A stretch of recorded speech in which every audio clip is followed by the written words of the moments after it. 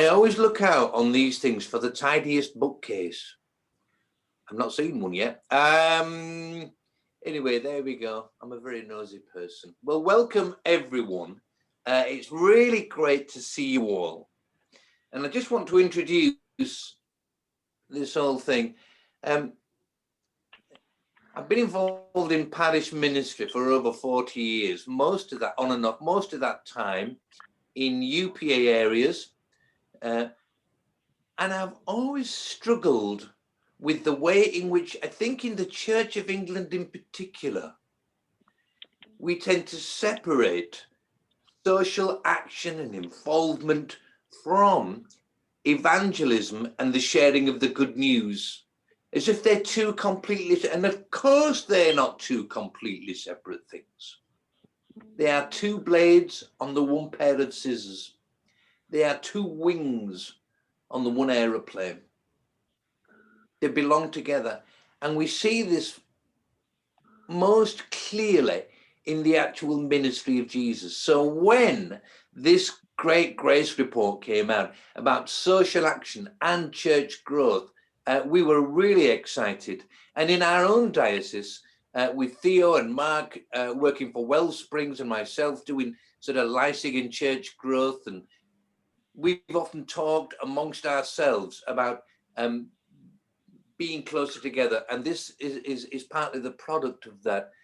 So we launch into this wonderful day. Perhaps I could pray and then hand over to Mark. I thank you, Lord, for bringing us all together in spirit, in intentionality, in hope, and in a passion to serve our parishes, our people, our communities, with works and with words, with love in action. May you bless every one of us here this morning, feed our minds and inspire our spirits. Amen. Mark. Robin, hello, good morning, and good morning, everyone. When I joined the Diocese of Bradford, as it was then, I met the legendary Robin Gamble for the first time, and I remember his first words to me. They were, "I'm not supposed to talk to you, I'm evangelism, and you are social action. We don't talk to each other," were his first words. So I don't think he really meant that, because contrary to that view, we've spent a lot of time talking to each other. And I'm really excited about the conversation about how evangelism, church growth, social engagement or community engagement work together. And we're very privileged to have Hannah with us, who is the author of the Grace Report. And as Robin said, it was very exciting to read that report because it resonates really well with some of the experiences that we've had here among churches that have been doing community engagement. So I'll hand over to Hannah in a moment, but just to give you an idea of what to expect in this conference. In a moment, Hannah will talk, and then at about 10:55, we'll put you into breakout rooms to discuss your responses to what Hannah has said. Theo will lead a Q&A. And then I'm going to share some examples of some of the things I've noticed from projects that we've been involved with or have seen over the years around the diocese. Robin will pick up with some thoughts about what that means in terms of church growth. And then we'll go back into some breakout rooms at about 11:30 to discuss how all this could shape up in our areas. So that's broadly the shape of it. And hopefully by the end of it, you'll be brimming with ideas, and we'll discuss some opportunities for ongoing support as well. So I hope that's going to be a really rewarding session for everyone. So let me hand over to Hannah, who is the author of the Grace Report. And you're a senior researcher at THEOS, Hannah. We met ages ago, and it's been thrilling to see this report unfold. And perhaps it's best if you introduce yourself and just give us a little thumbnail of your background and how you became involved in this. Great, well, thanks, Mark, and thanks for having me today. As Mark said, I'm a researcher at THEOS. For those of you who are not familiar with us, we're a think tank, which means we do a lot of thinking about this sort of stuff. And we do a lot of research into the role of the church in society today, and the role of religion in society more broadly. And one of the biggest projects that we've been working on over the last 3 and a bit years is this project, the Grace Project, looking at the relationship between growth, social action and discipleship in the Church of England. It's something that I've spent most of the last 3 years working on, and that's what I'm here to talk about today. So the research came out of the fact that there is this kind of key paradox, I guess, facing the Church of England today. The country, we know, increasingly needs civil society in general, but also the church more specifically in a really practical way, but is also less spiritually connected and less culturally affiliated to it than ever. We know that CV attendance, for example, has fallen by between 15 and 20% in the last decade, however you measure it. But in the same time, we've seen food banks and other forms of social action grow substantially, even before the pandemic. 77% of parishes were involved in one or more forms of social action in 2019. And in 2014, some THEOS research we did found that 10 million people said that they or their families or someone that they were related to had accessed church-based community services in 2014. And that's services in the kind of practical sense of the word, like service delivery, so it doesn't include worshipping services. So it's into this kind of paradox that this report aims to speak, where this research aims to provide some insight. It's quite an ambitious project. It's taken 3 years and it's been pretty extensive. It was a mixed method bit of research, which means it combines qualitative and quantitative research, so stories and statistics, to present a pretty comprehensive picture of what the Church of England is, but also what it might be. So I'll start by running down the qualitative findings, then talk a little bit about the quantitative, and then finally end with some of the recommendations from the report, which will hopefully lead quite well into some discussion. So the qualitative, the stories side of it. Over 18 months, we carried out over 350 interviews in 66 parish communities.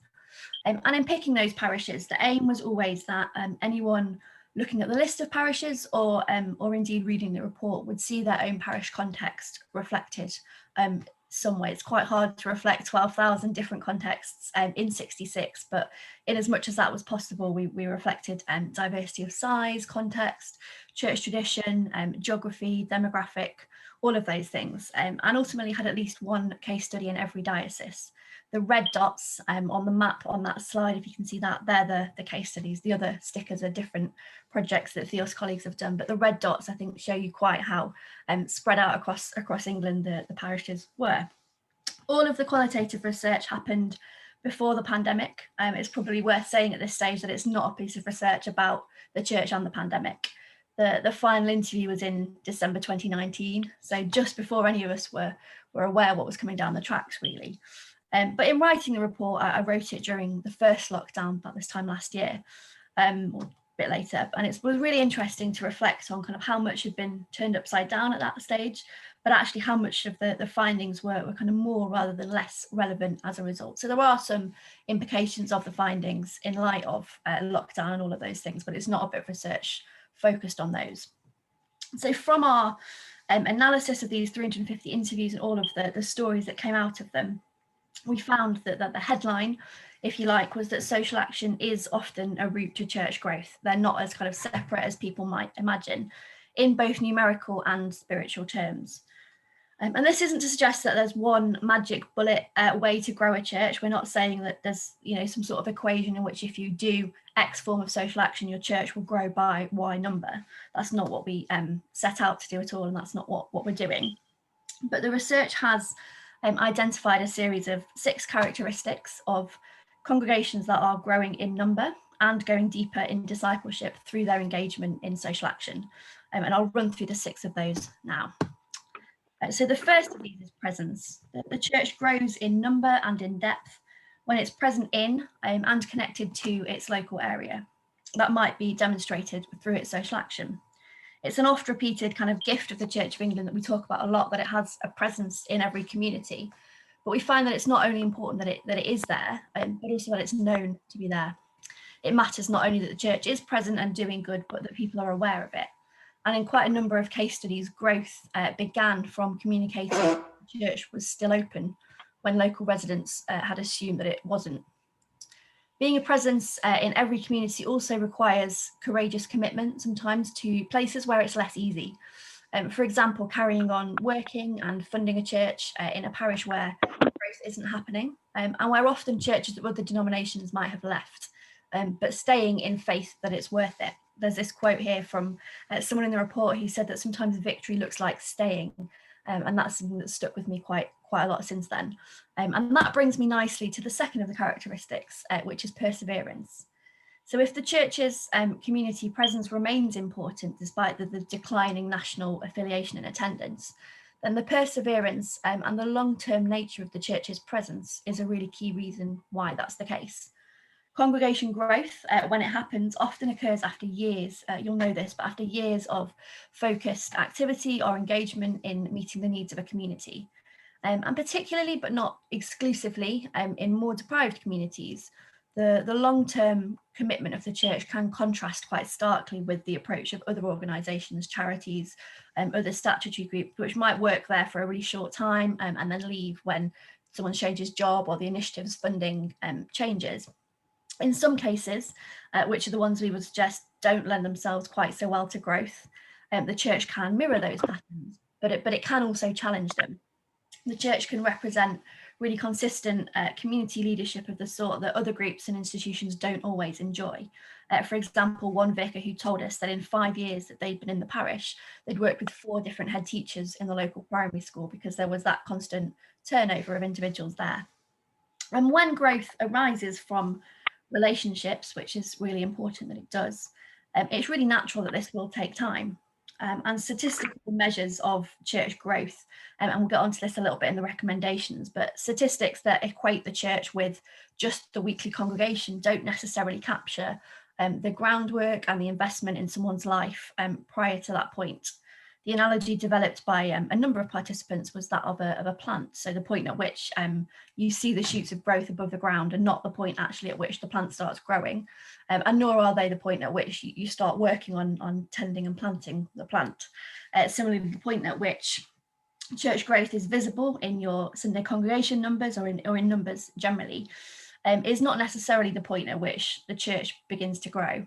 Nor is it the point at which the work and the time in someone's life begins.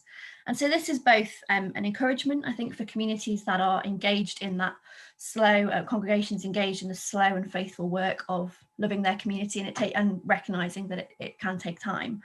But it's also a challenge, I think, to kind of church funding structures and structures that might be tempted towards more short-term strategies. The next 2 characteristics are hospitality and generosity, and I'll talk about those briefly together. They both communicate the genuine willingness of the congregation to engage with and invest in the community as it is. And this is really important, that it's about congregational culture and the way in which social action is practiced, more than the activity involved. So it's not just about what social action you're doing, but the way in which you're doing it.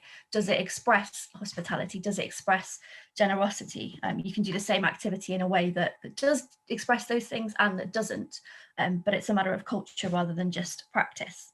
We heard the example of a church which has grown substantially through extending the post-service coffee after its midweek communion to become an act of hospitality for the whole community, saying we're here on a Wednesday having a cup of coffee anyway, why don't we make that part of our hospitality to the community and invite people in, and actually the congregation as well as the community has grown through that.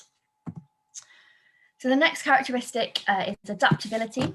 Where the church is growing and flourishing through its involvement in social action, the congregation's capacity to adapt and embrace complexity is critical. The circumstances that might have led a person to engage with the church's social action might well have implications for their discipleship, for their ability to engage with the life of the church. And that can sometimes challenge the status quo of a church community. It can have practical implications for people's ability to commit time and energy to the church. This can be an opportunity rather than a barrier for the growth of the church, but requires a level of compassion and flexibility within the church. For example, this quote from a church where the majority of lay leaders were also shift workers or on 0 hours contracts. And that was reflected in the flexibility with which they just had to approach Sunday morning rotas and timekeeping. And another important dimension of adaptability, I think, is the need for a degree of congregational resilience and an openness to lament. For example, in one community, a key part of their social action was holding funerals for rough sleepers. And there's also lament and sometimes disappointment in investing time and love in a person whose circumstances then see them leave the church. And this was a quote about that they'd been journeying with someone and seeing their life changed, and then the circumstances of their life meant they kind of left the church for a while, but the congregation still committed to pray for them. Ultimately, though, I think if the church is recognised as somewhere where it's acceptable to bring the messiness and the complexity of your life and admit when things are difficult, then it is more likely to be a place people feel they want to join. And so the last of these 6 characteristics, and I think in some ways the most interesting one, or at least one I'd anticipated less going into the research, is the invitation to participate. Participating in social action offers a really practical route into faith for people who weren't previously part of the church community and might not have considered faith at all before.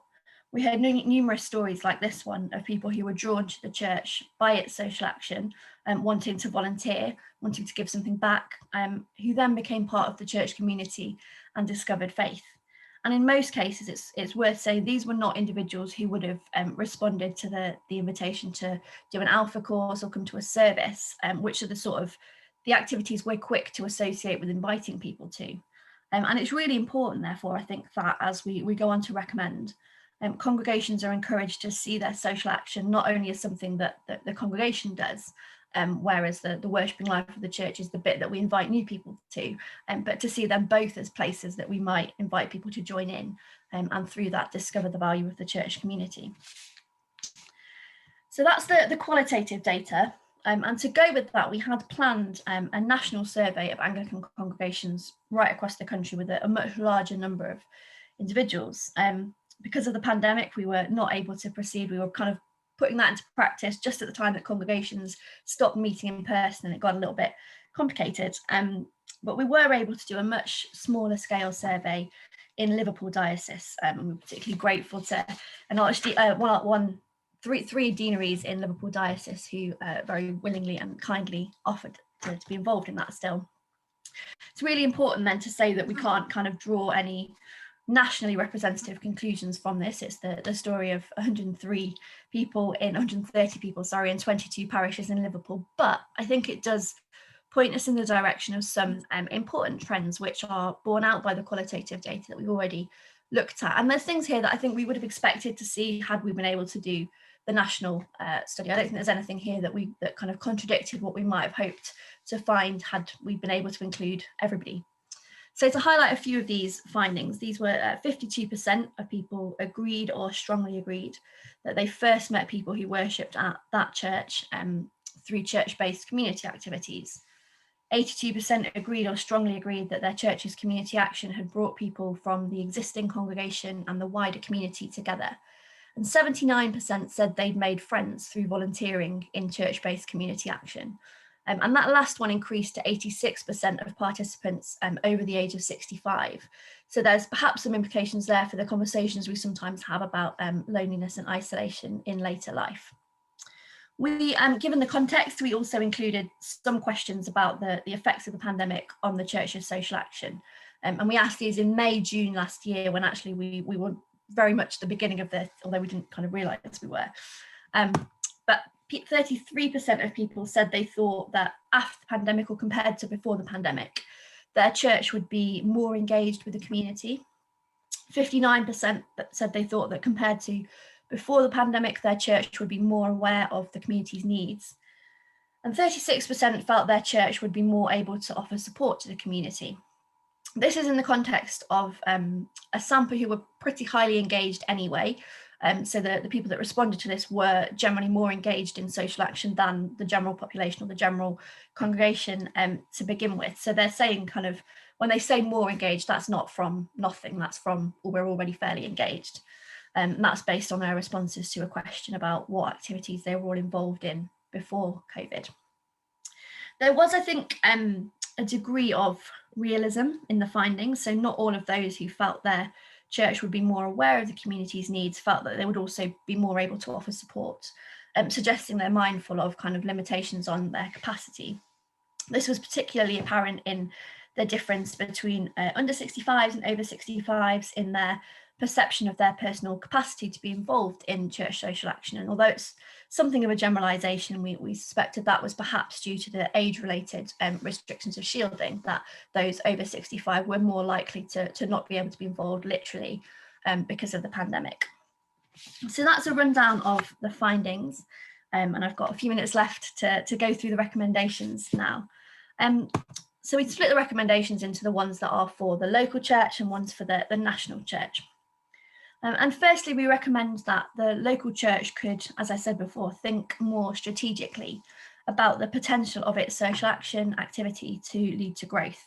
And this would look like a church that is as quick to invite its neighbours to join in with its social action as it is to invite them to come to a church service or an evangelism course.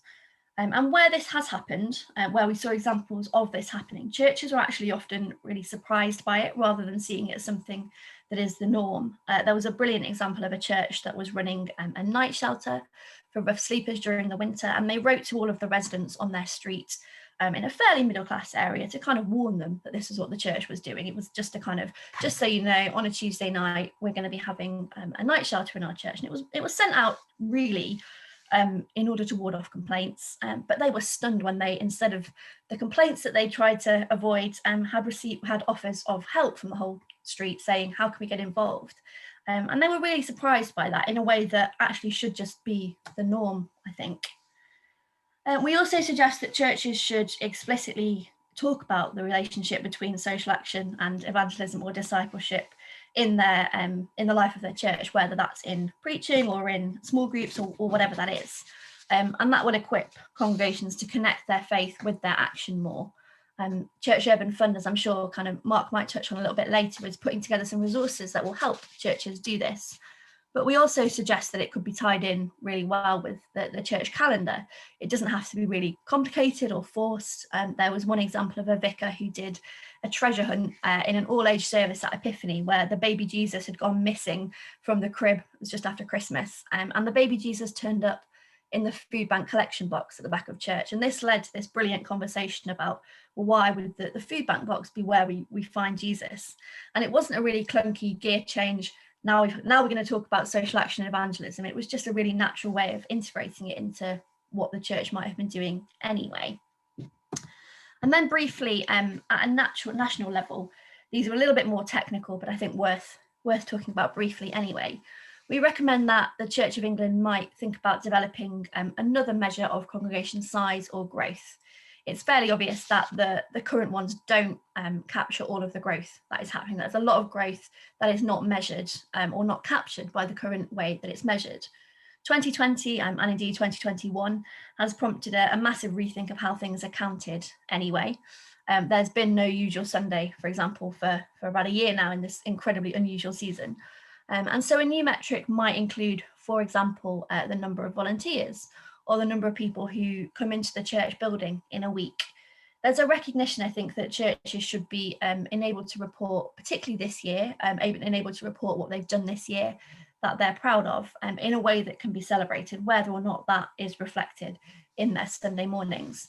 And that's an approach we would have welcomed and probably something we would have recommended regardless of the pandemic, but its importance, I think, is just kind of heightened by the situation that we're in. Further to this, we recommend that the way we measure church growth should be more contextual, whatever it's measuring, whether it's Sunday mornings or something else.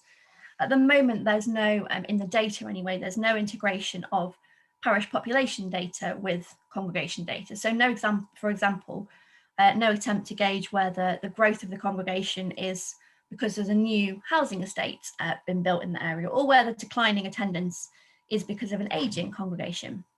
Similarly, for many parishes that are classed as inconclusive, which means they haven't notably grown or declined over the last 10 years, they might actually have grown and declined several times over in 10 years because of population churn. So if you've lost some members of your congregation, but your congregation hasn't declined, well, then you have grown. It just doesn't look like it. Sometimes victory looks like staying, sometimes growth looks, on paper at least, like staying the same. And more contextual ways of tracking growth would therefore benefit the church in that regard. And funding and resourcing structures could better accommodate that. And lastly, at an institutional level, we suggest that a national volunteering service might be spearheaded or organised by the Church of England. In the first lockdown last year, we saw, you may remember, 1 million people sign up to become NHS volunteer responders. But a really tiny fraction of those were ever called on to do anything. You might know people, I certainly do, who signed up to that and showed willing, but never got a phone call to do anything at all. This is blatantly not because the need wasn't there. We know well that it was. But because setting up that scheme in that way lacked the coordinating and mobilising power that the church has in every community. I suspect that if you'd said to a local church, there are this number of people who have signed up in your parish to volunteer, they would have been able to find a way to use that capacity in a way that the NHS service, at least in this case, didn't. So I want to end with this quote from Middlemarch. I included it at the start of the report. It's where we got the title from, Growing Good. The growing good of the Church of England, and indeed the good growth of the Church of England, is, I think, in 1,000 seemingly unhistoric acts of social action, and a vast number of congregation members living a faithful life in response to their community. The research shows that churches can and do grow through social action, and Christians are discipled through social action as well. It's not for nothing that faithful is what define the lives of those mentioned in this quote. So it's not a silver bullet for growth, but perhaps it also isn't quite as paradoxical as it seemed at the start. And in a season of much change and challenge for both the nation and the church, it is worth asking ourselves, I think, if the future of the Church of England and its growth might lie in social action. So that's me. Back to you, Mark. Thank you very much, Hannah. That was great and a very full kind of account of everything that's been kind of looked at through the Grace Report. Theo, I think you're picking up now, aren't you, with the introduction to the breakout rooms? Thanks, Mark. Yes, we are going to go into breakout rooms now. You've got around 10 minutes in your breakout groups. I just encourage you to share your initial kind of thoughts and reflections and with one another, and start to think of some questions that you might have about how that might land in your context, or anything that you were struck by from the report. And we'll have an opportunity for Q&A when we return. So you'll be going to your breakout rooms now, and you'll probably just have to click on the link that pops up on your screen to go in.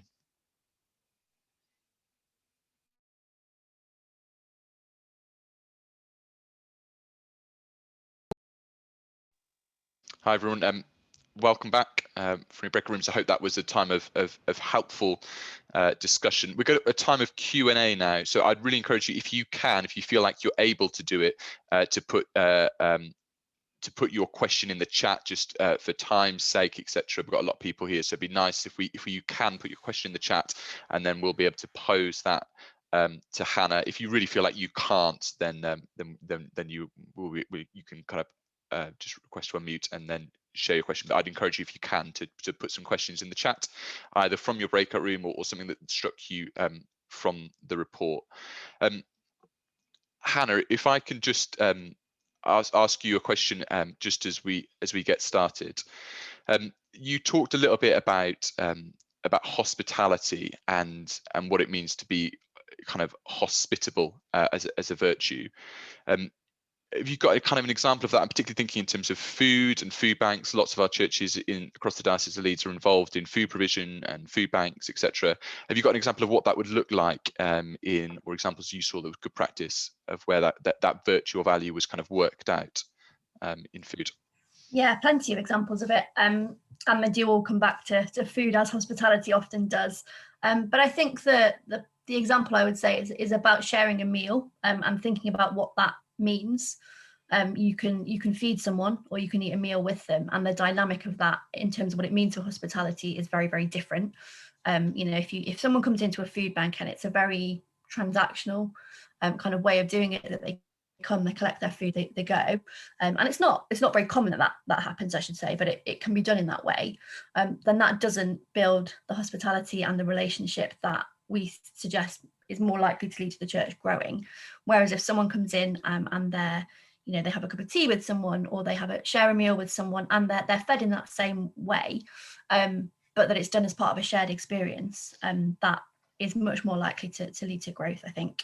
It's perhaps worth, and it's something that there's kind of a section on in the report, but thinking about the different meals that happen in the life of the church throughout the week, and are there different people who are welcome to those different tables? So is there a bring and share meal on a Sunday, but that's for the congregation, whereas there's a lunch club meal midweek and a whole different group of people come to that, and those groups never mix, and the people who are welcome to eat in those contexts are slightly different groups of people.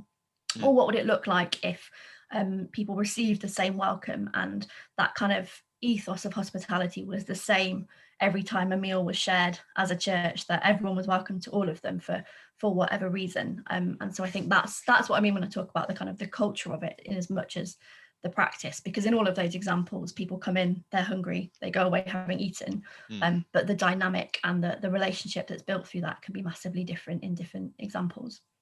Thank you. There was a question in the chat actually about that kind of client-provider relationship, and some of those examples you're talking about there are trying to overcome some of that kind of client-provider and through the culture of hospitality. Is that fair? Yeah, I think so. There's a load of questions coming in, so thank you. Do keep throwing them in there. There's a question about the assumption that church is good or quick at inviting people along, and a suggestion about inviting people to volunteer is a kind of a way of improving this aspect of church life, and perhaps helps people feel confident if they've invited someone along to volunteer at the food bank, encourage them to volunteer, encourage them to invite people to other areas of church life. Is kind of that barrier's broken down? Is that something you saw? Or? Yeah, I think so. And I know that not all churches are brilliant at inviting people who will stop, but where they are, it is normally to invite to something that we are doing, that we are inviting you to. Whereas that dynamic of inviting someone to volunteer with us, to join in with us, is a much more natural way of doing it. It's we're doing this.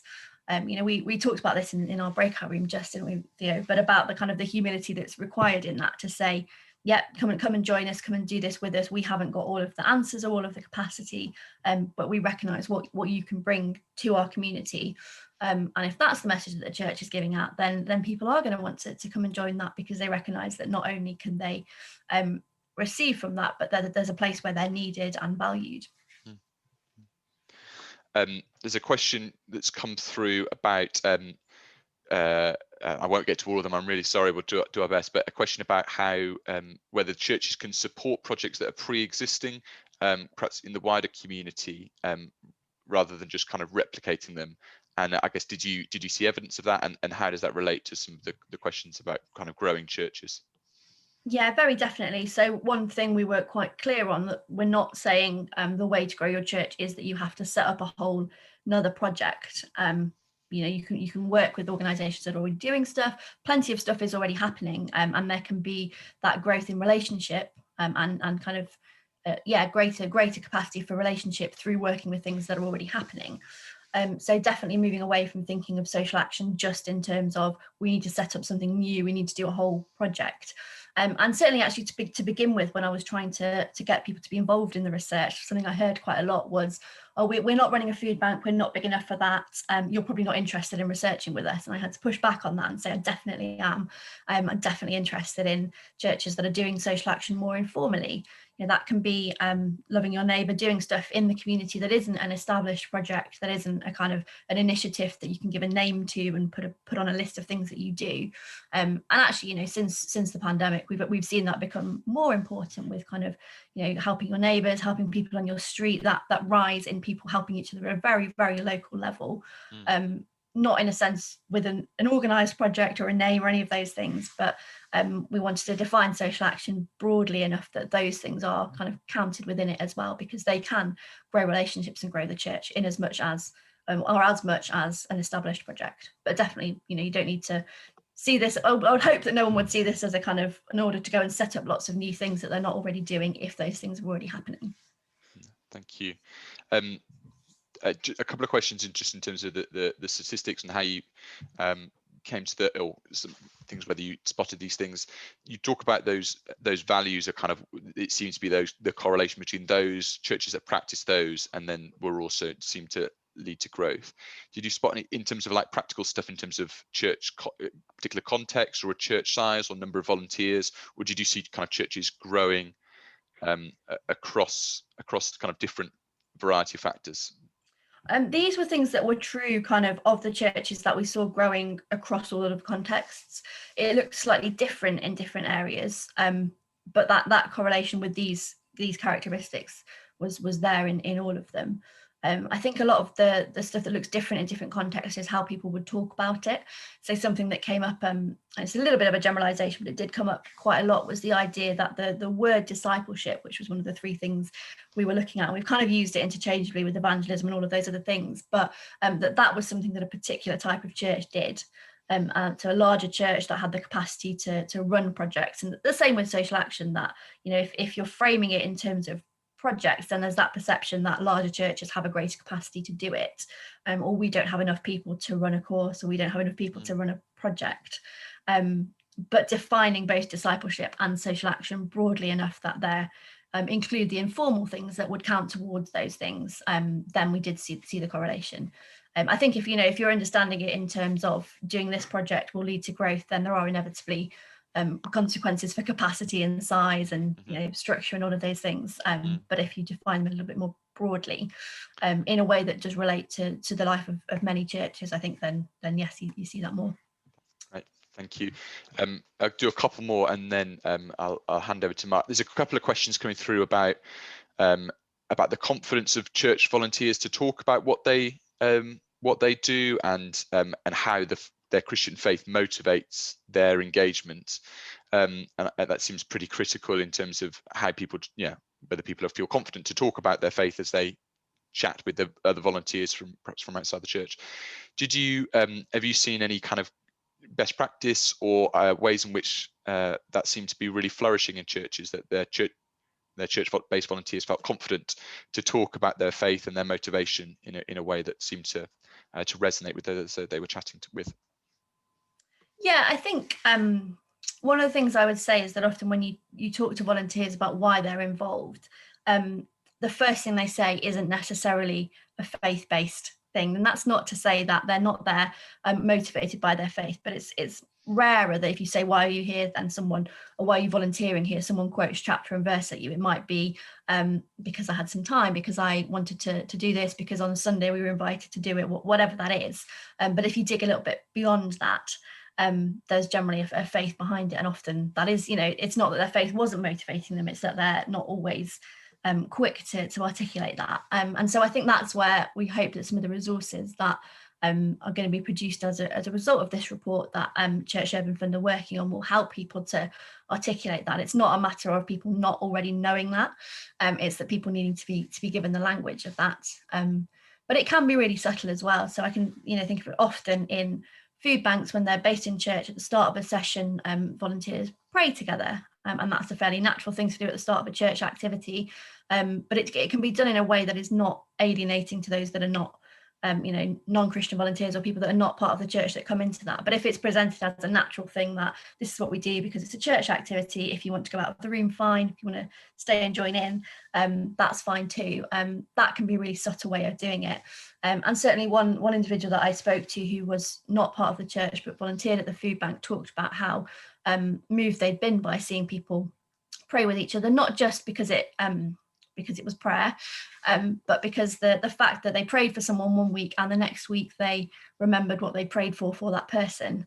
And that's something that's we're fairly good at doing in church, that we check up on someone because we prayed for that, and we want to ask if that situation has changed or if there's been an answer to that prayer.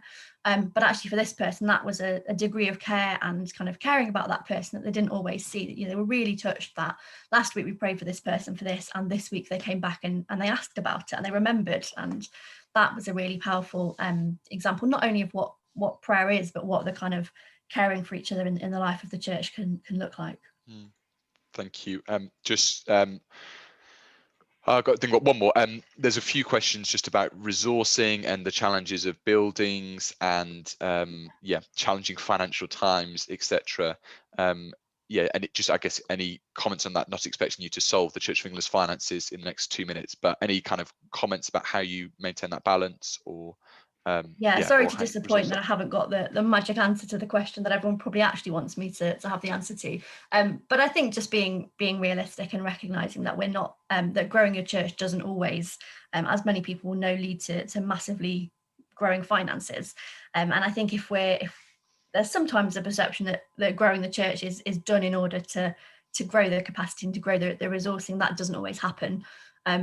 It's not an easy one to kind of wrestle with, but just being aware of that, and doing what you can. And I think that, again, that, to come back to it, but that point about not needing to do something big and shiny and new, that actually the informal things that make up these issues that sometimes, but not exclusively, take up less resources than starting a new project are as valuable. We've definitely seen that through the pandemic, that kind of phone calls to people to check that they're okay and all those things have been as transformative and as important as and anything else. So those, thinking about what those things that you can do are, rather than, it's a very obvious thing to say, but rather than just focusing on what's not possible. That's really, really helpful. Thank you, Hannah. And there's lots of examples actually in the chat that people have shared of kind of projects that they're involved with, and some really simple. So tea and coffee and biscuits on Food Bank Day. That's not a huge amount of investment in terms of finance, but it was able to shape the way in which that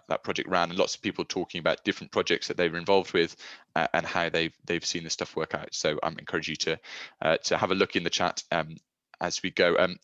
If I just hand over to Mark, and actually you've kind of picking up on that, you've got some examples of different things that you've seen in your role across the diocese and the way in which churches are involved. So I'll just hand over to you, Mark.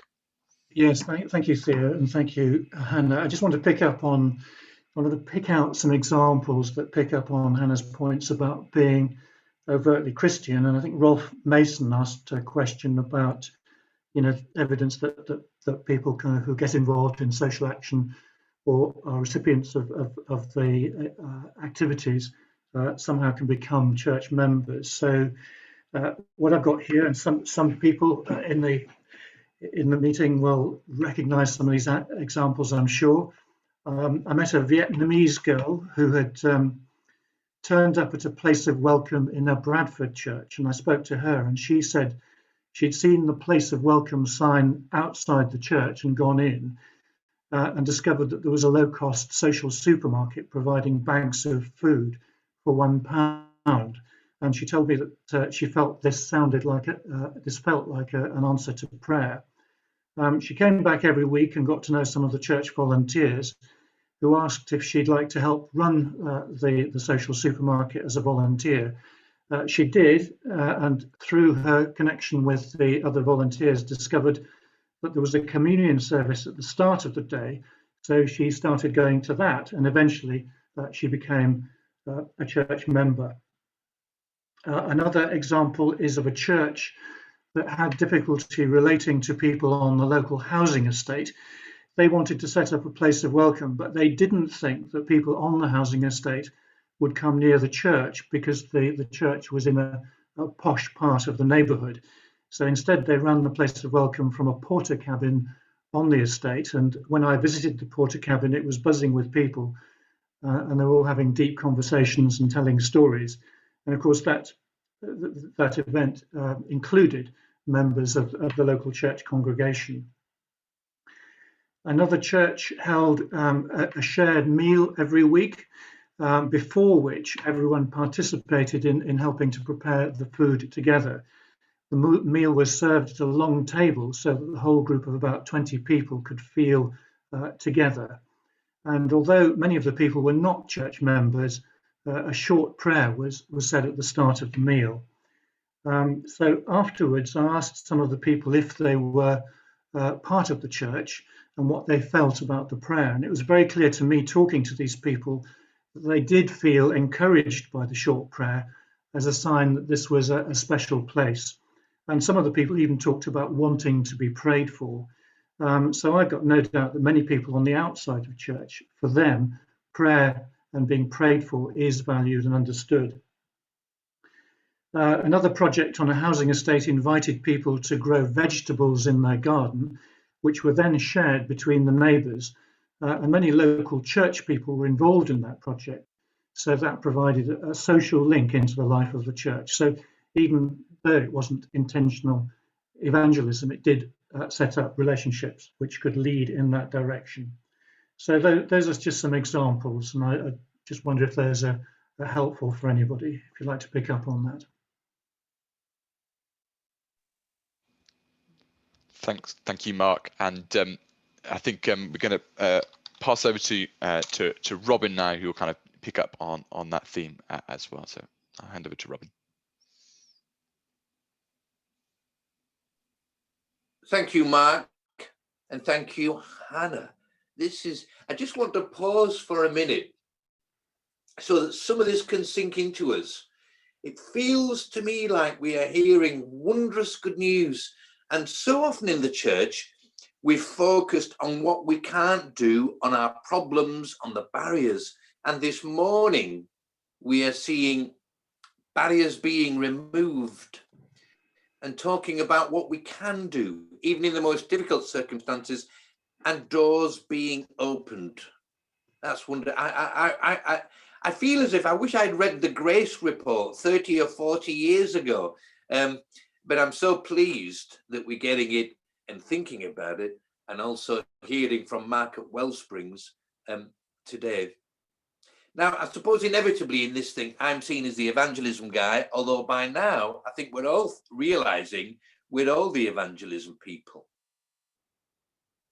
But over the years, especially in the Church of England, I've always felt there's an underlying feeling that evangelism is two things. One, that it's not very nice, that it's almost like dentistry, and we are the people that are going to do it to people.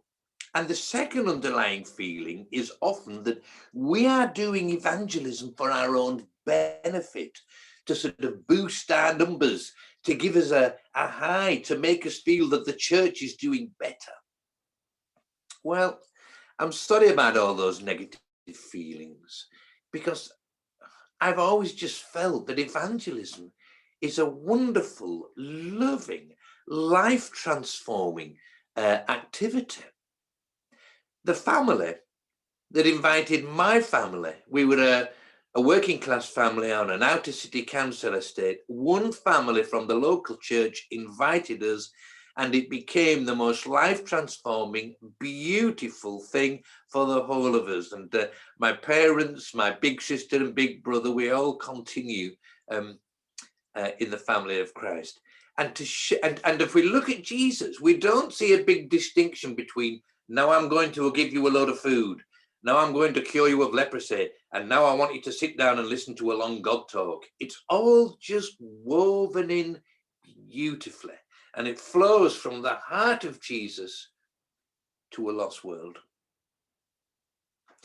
Jesus seems to use two great big pictures to talk about evangelism. The first one, it's all about farming. He says, listen, we've got to scatter seeds, and then not all the seeds will produce growth, but some will, and we've got to care for the growth, and then we've got to harvest it. The second picture is all about fishing. We've actually got to sail our boat into the middle of the lake. We've got to cast our net, and if it's not pulling up any fish, then cast it on the other side of the boat. And then we've got to pull them into the boat. And these work perfectly, these pictures, these metaphors, with everything we're doing this morning. I'm amazed by that statistic that Hannah began us with.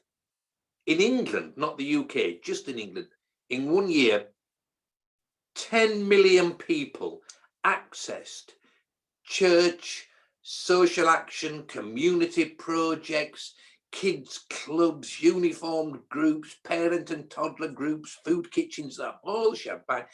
10 million people. That is approaching 20% of the population.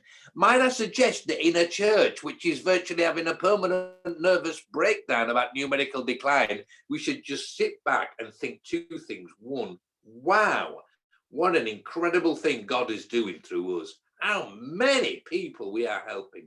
And two, maybe that's the best place to scatter our seed or to cast our net. I've been thinking about three very simple ways of evangelism and social action. And the first one, because we're always into projects and schemes, is just the one-to-one. You know, I feel that every time I go for a walk during lockdown in my local park and stop and have a lovely conversation with someone, it's a tiny, tiny, tiny piece of social action. I remember years ago when I was vicar at St. Augustine's, and we had a great parent and toddler group. And we had this new curate came along called Colin. He's a great guy. And I noticed after a couple of months that every Tuesday morning he disappeared into the parent and toddler group. And of course, me as the vicar, feeling I'm far too important and I've got too busy to do parent and toddlers, Colin just absorbed, or the group absorbed him. And he was chatting to parents and kids and play. And occasionally he would invite them to something or have a really meaningful spiritual conversation. But it was that one-to-one relationship within a platform that had been built by the church, and that the church was not really seeing it for what it was until Colin came along. So opportunities for wonderful one-to-one conversations.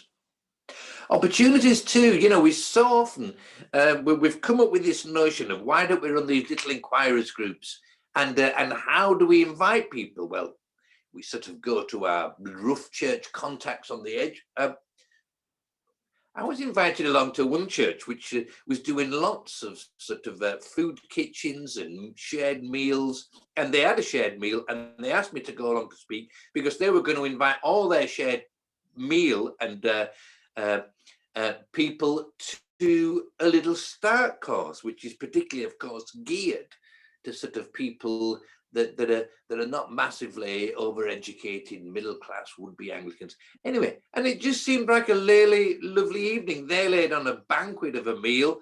I was introduced and got up and spoke for a few minutes. And it just all seemed to work. And so often we're so over nervous. Oh, we can't do this, we can't say that. It all just seemed to work beautifully in that context. And the third thing, in a society, in a church where we're always going on about how distant people are and different cultures, if you look at great church festivals, Easter, Christmas, Harvest Festival, All Souls, you know, people in the world, they understand these things. They might not understand them as deeply as us, but what a wonderful opportunity for these, amongst these 10 million people, to invite them all, to go specifically and just give them a lovely and say, we're going to have a great Christmas event. This is going to be happening. That's going to be happening. Would you like to come? We know the parable of the sower. They're not all going to come. But we may well be surprised by more than a handful coming. You know, I love what Hannah was saying. Really, I'm gripped by this about asking people to come and help us and volunteer. And that might actually be their doorway into faith. And I was thinking of the feeding of the 5,000. And who is it who produces, who comes up with the fish and the bread? It's not Jesus. He's not got them in his knapsack. No, it's some little boy. I'll offer this. I'll volunteer my lunch and you can make use of it. We've heard loads today, and I think it's very important that we've actually heard loads about food and hospitality, and of course food and a table. A table is a theatre for friendship and relationship building. And if you look at the ministry of Jesus, you can follow him, you can track him through various key meals. To my mind, the first one is when he goes to Levi's house, a house of, according to the Pharisees, sinners, people on the edge. Jesus so joins in and becomes part of their hospitality that he becomes labeled as a bit of a party merchant. From there, we follow the meal path of Jesus and we come to the great feasts the feeding of the 5,000, which of course was not just a feeding of the 5,000, it also contained Jesus talking, Jesus messaging, Jesus proclaiming. And then I find this very beautiful. There is a direct pathway from the feeding of the 5,000 to the Last Supper. And that direct pathway goes on beyond the Last Supper to the resurrection breakfast.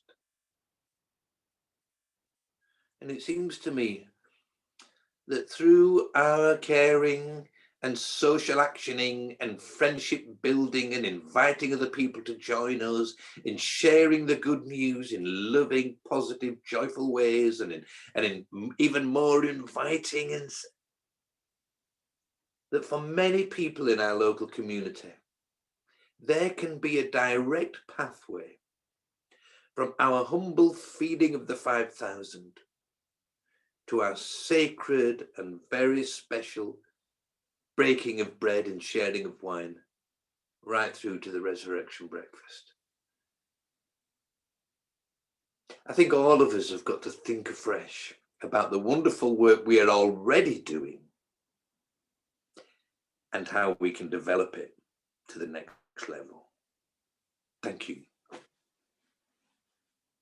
Thank you, Robin. Yeah, that was really helpful, and yeah, love the stories, and people are sharing in the chat some of the stories that they've seen, and the importance of storytelling and sharing stories within relationship. We're going to go back into breakout rooms just for another 5 minutes, just for you to kind of reflect a little bit more and discuss perhaps how you've seen this worked out, and then we'll come back for kind of some final opportunity for questions. And a chance to wrap up. So I'll be back into breakout rooms. Should be 5 minutes, and then we will come back for some final Q&A and next steps. But thinking, shifting your focus from who comes on a Sunday to who interacts with the church in the course of the week. And I think that if you're thinking about those things, whether it's to capture them and report them or just to think about them, then your focus is moving from the people that are already in the church to those relationships that might help the church grow. And so if you're thinking about those things and you're already thinking about the right things and focusing on in the right direction, as it were, regardless of whether or not that's something that you're asked to count or collect. And we certainly wouldn't want it to be just another thing that everyone has to count and complain about having to count and another job. It's not just about the counting for its own sake. It's about what that says about what we're prioritizing and where our focus is. So I think you can think about what those things are in your context as much as someone's just commented on the comments that thinking about how we do that online is really important as well. And I know it's slightly more difficult to see who you've interacted with online, but it's also easier to measure that as well. So thinking about who the church interacts with, who might not ever come through the door, but also those who have never come to a service but come into the church every week in normal times for whatever activity that might be. Thank you, Hannah. There was a question earlier on about around kind of multicultural areas and some of the challenges there. Did you come across any examples of perhaps a project or a church that was engaged in a perhaps a predominantly Muslim area, was the question, and how that might and how, any examples of where that worked really well and how that can be sometimes quite a delicate and challenging environment. So yeah, any thoughts on that? Yeah, certainly it can be quite a difficult thing, but I think that having relationship at the heart of what we're doing, and that kind of in some ways is the answer to pretty much any of these questions, that focusing on good relationship and building those relationships with people so that these things feel natural, whether or not they're across difference or whatever the difference is that we're encountering and working with, that if the goal is good relationship through which we grow and other people grow, then I think that's probably the best starting point for it. And to go back to kind of the point earlier about hospitality as well, thinking about who is welcome where, how we make them welcome. One of the best examples of hospitality that I saw was a meal where kind of people could come for a meal after the church. It was a church that they cooked it in the kitchen attached to the church, so for the whole church service you could hear this, you could smell this meal being cooked, and you really wanted to join, and people who'd been at the service came, people who didn't come to the service came, and people who weren't at the service also brought for that meal, and that was a really natural kind of way of saying yes, you're welcome here, whether or not you were in the service before or not, but that's where relationship starts from, I think. That's great, and hope the preacher wasn't too distracted by the smell of delicious food. No, I was to a little bit, but yeah. And actually, just on the comments around kind of multicultural and different faiths working together, and actually it comes back to some of those comments around breaking down those client relationships. Lindsay's just put in the chat about community organising, and that is a model in which lots of churches and other faiths kind of use. In our context, we have both the Near Neighbours programme, which is associated with Wellsprings Together, and also Leeds Citizens. For those of you who are in Leeds, there's a citizens group, which is a kind of a community organising model. Yeah. And actually that relates. Go on. No, the other thing I would say is that those relationships are really important in normal times, as it were, in order to be able to kind of do well in crises like the ones we're currently in. A piece of research we did at THEOS a couple of years ago about the aftermath of the Grenfell Tower tragedy found that where faith groups in that area already had relationships, they were much better able to deal with the crisis situation that they found themselves in. You know, if in the aftermath of something like that, that's the first time the vicar's ever phoned the imam, and they have to they're not on first name terms already, then it's a lot more difficult to bring the practical service of both those communities together than if it's something that happens weekly or kind of, regularly in normal times, whether the crisis is, a pandemic or something more critical locally, as in the Grenfell example. Thank you, Hannah, that's really helpful. And one final question, then just maybe some final comments from you as to kind of wrap us up. There's a comment from Rolf about addressing kind of systematic problems, and sometimes it can feel like some of our projects perhaps are kind of just not necessarily addressing some underlying issues. That can be more complex. I guess, have you got any good examples of where a church has looked to address some of the underlying issues or kind of systemic problems locally as well as nationally? Yeah, I mean, I think you touched on it just there, but community organising is kind of the best model for that, I think, or the best example of that. And that is a relational model as well. It's about having those relationships there. But I think also a church that is not just trying to do things practically, but also to speak to the issues that are happening is also one that will draw people to join in. So people that are attracted by the volunteering, that kind of whole group of people that we've spoke about, if they see the church as something that is also campaigning to change things, not just to fill those gaps, then I think people recognise that as something that is inherently good and something that they want to be part of. So doing that can be another way of kind of expanding the group of people who are impacted by the church and maybe drawn to join it. Thank you, that's really helpful. Just as we close then, I guess just perhaps any final reflections. You've been sharing this in kind of different places across the country, and kind of a few months on from the report being released. Is there any kind of things that you're noticing, or things that are really resonating, or things that we can learn in our context? Would be really helpful. Thank you. Yeah, well, thanks for having me today, I guess would be the first thing. And do watch out for the resources. I think someone's put in the questions, but they will be coming out from Church Urban Fund probably later in the year. They're being produced at the moment, and I'll make sure that kind of gets reported back and you will get to know about that. But I think I've just been so encouraged by how well the report has been received and how many people have found it really helpful, but also found it quite intuitive.